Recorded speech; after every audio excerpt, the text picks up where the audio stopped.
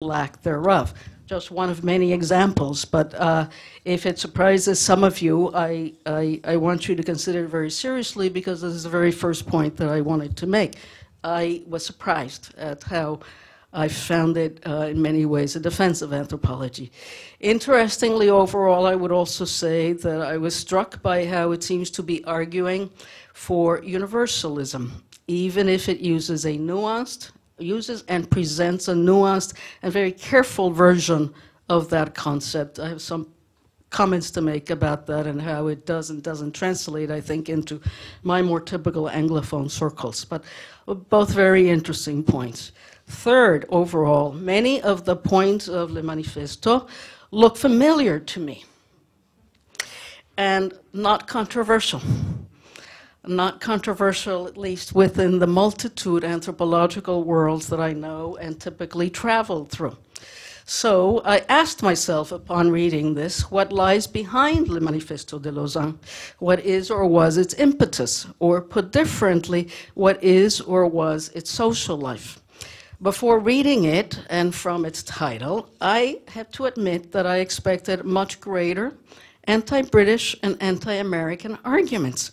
That is, I expected an effort to trace and articulate alternatives to Anglo-American anthropological hegemony in anthropology's contemporary worlds. But upon reading the manifesto, I am less clear. Why? First, Le Manifeste de Lausanne does not actually pit some regions of the world against one or two others, unlike what I had anticipated. Two, French and Franco-Canadian anthropology is actually quite implicated here in Le Manifesto, much like US or British or Anglo-Canadian anthropology is implicated. Very interesting to me.